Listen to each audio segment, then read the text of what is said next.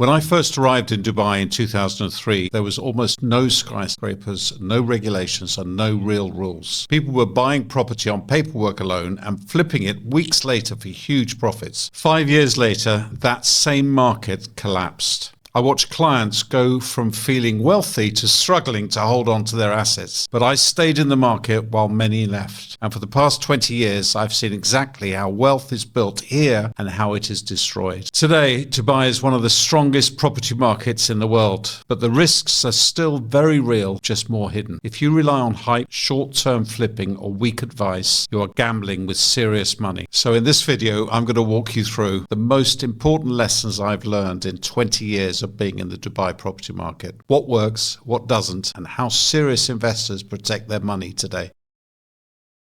Before we get into any tactics or strategies, there's one thing most investors fundamentally misunderstand about Dubai property. People believe today's Dubai market still operates like it did before 2008. Fast flips, zero regulation, and easy paper profits built on pure speculation. Or they assume that because the market collapsed once, it must still be fundamentally unsafe today. When I arrived in Dubai in 2003, the skyline you see today was largely an empty canvas. But then the government had just opened up freehold property ownership to non-GCC nationals in 2002. That single policy shift created everything that followed. By mid-2005, I was on the ground watching it unfold, and it was an absolute frenzy. You could buy an off-plan unit with a minimal down payment and flip the contract days, sometimes even weeks later, for a massive profit. Quality was inconsistent, regulation was basically non-existent, and the entire system ran on two things: speculation and leverage.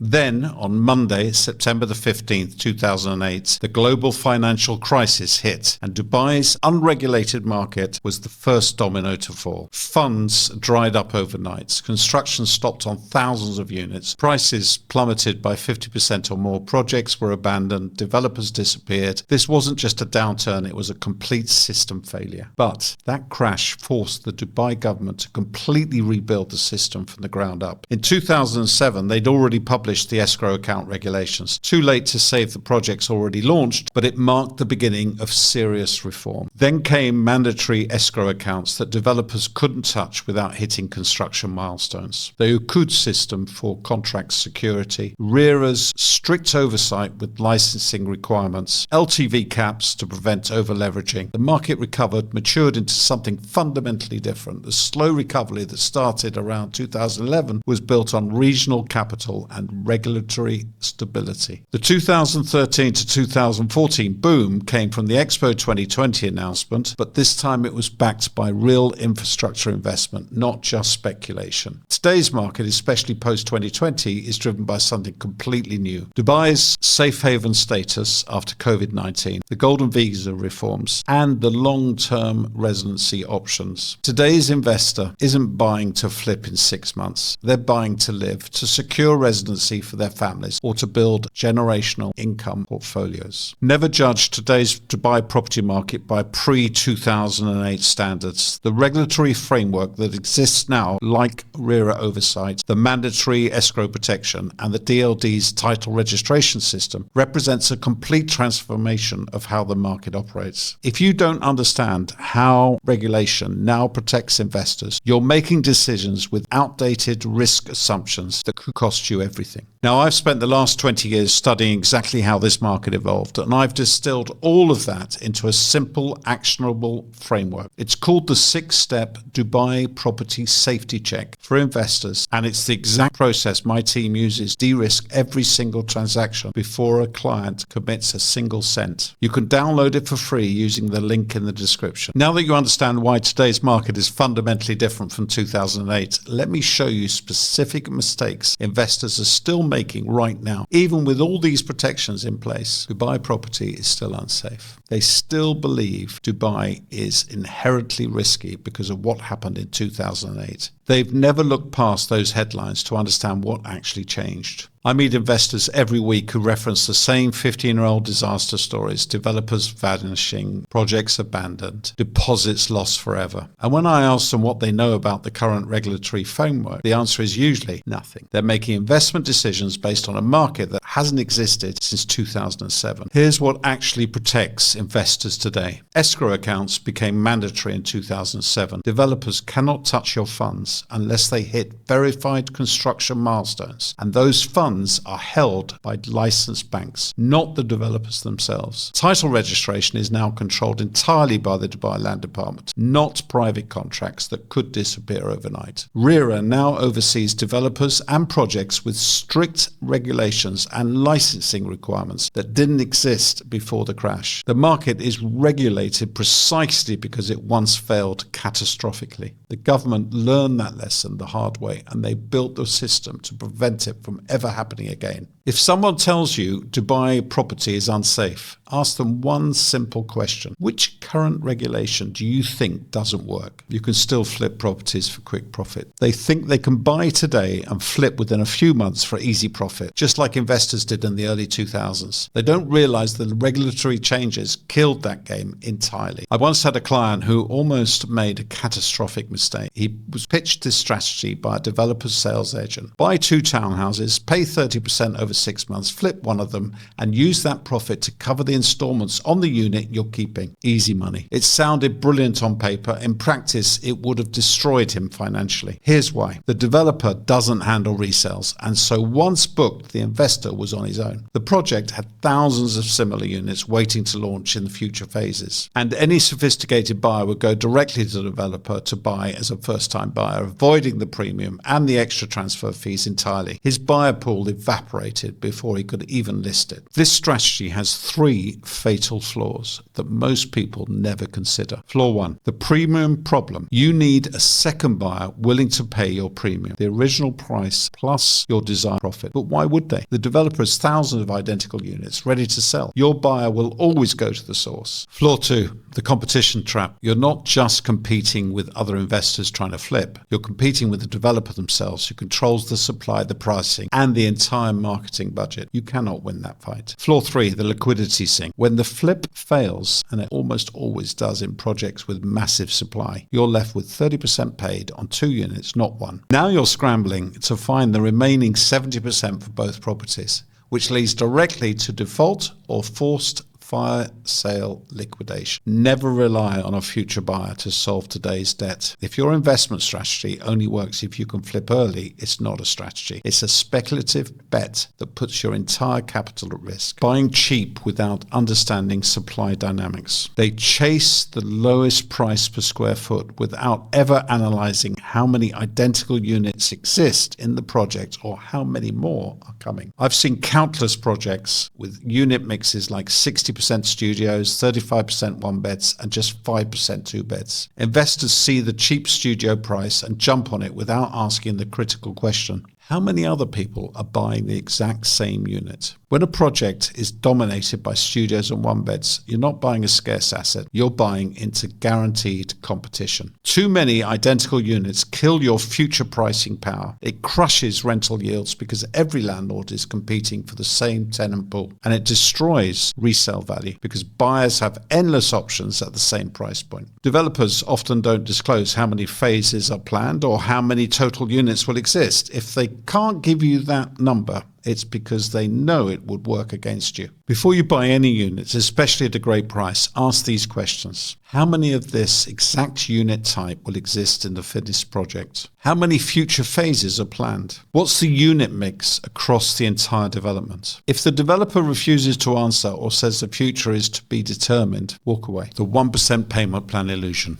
They get excited when they see marketing that screams 1% monthly payment plan, thinking they're getting an incredibly flexible deal. Clients call me all the time, thrilled about these plans, until they actually read the payment schedule. Then they realize there's a massive balloon payment tucked into one of the months that completely changes the maths. The reality is that almost all developers structure their payments to average around 2% per month or more when you calculate it over the full construction period. They just front load or back load the larger installments in ways that make the monthly number look smaller. It's marketing, not mathematics. Always, and I mean always, request the full payment schedule in writing before you commit. Then sit down with a calculator and work out your real monthly average yourself. Divide the total amount due during the construction by the number of months, and you'll see what you're actually paying. If it's significantly higher than the advertised rate, you know you're being sold on perception rather than reality. Trusting the agent over data. They assume the sales agent is working in their best financial interest. The agent is working for commission, and those incentives don't always align with yours. Remember that client I mentioned earlier, the one pitched 2 townhouses flip strategy? That advice didn't come from a financial planner.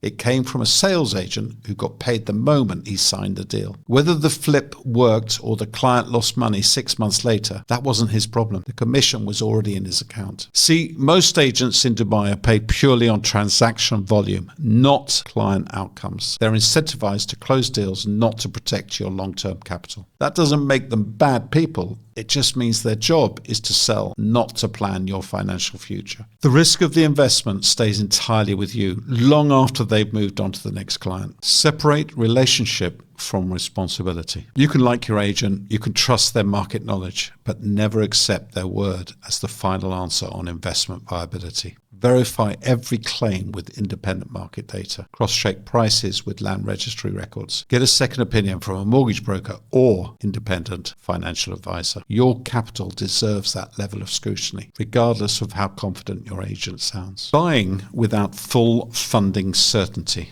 They reserve a property assuming they'll figure out the financing later. They think their income will stay stable or mortgage rates won't change, or their financial situation will remain constant over the 18 to 24 month construction period. I've seen this play out too many times. A client reserves an off-plan unit with 10% down, confident they'll secure a mortgage when it's time to complete. Then 18 months later, their job situation changes or lending policies tighten, or their income drops just enough that no longer qualify for the loan they were counting on. Now they're facing a choice: default and lose their deposit, or scramble to find alternative financing, much worse terms. Off-plan timelines stretch 18 to 36 months, sometimes longer, and a lot can change in that time. If your ability to complete depends on variables you can't control, you're taking on unnecessary risk. Secure full funding or approved lending before you ever reserve the property. Treat the installment schedule as a fixed liability from day one, not something you'll figure out as construction progresses. Confusing speculation with strategy. They mistake excitement and momentum for an actual plan. They think because prices are rising now, they'll keep rising forever. Speculation depends on perfect timing. You have to buy at the right moment and sell before the market turns. Strategy depends on fundamentals. It works regardless of short-term market swings because it's built on sustainable income and long-term value. One requires luck, the other requires discipline. Build your strategy on fundamentals: location, rental demand, developer track record, realistic exit scenarios, and long-term hold potential. That's what actually builds wealth in Dubai's property. Now that we've broken down the biggest mistakes investors still make today, let's pull together into the core lesson these last 20 years have actually taught me. The one principle that makes all the difference when you're building a safe, long-term portfolio.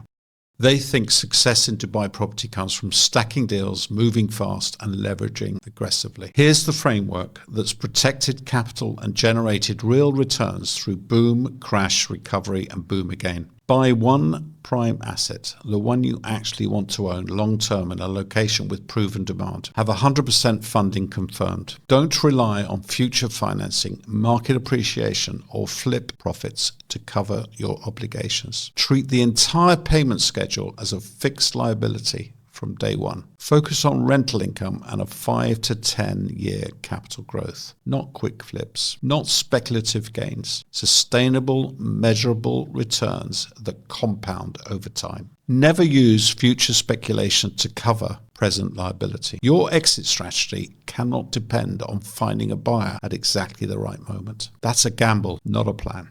Build your portfolio slowly, with certainty, not speed. One well-chosen, fully funded, income-generating property will always outperform 5 speculative punts that keep you awake at night. That's the lesson 20 years in this market has taught me. And it's the foundation of every single investment I've helped structure since 2008. Now, it's one thing to understand these principles intellectually. It's another thing entirely to apply them when you're about to wire 6 figures to a developer halfway around the world. If you're a sophisticated global investor looking to allocate capital to Dubai as a secure portfolio-grade asset, then let's have a proper conversation. Use the link in the description to get in touch with my team. We'll walk through your specific situation, your risk tolerance, and your long-term goals and help you build a strategy that's right for you.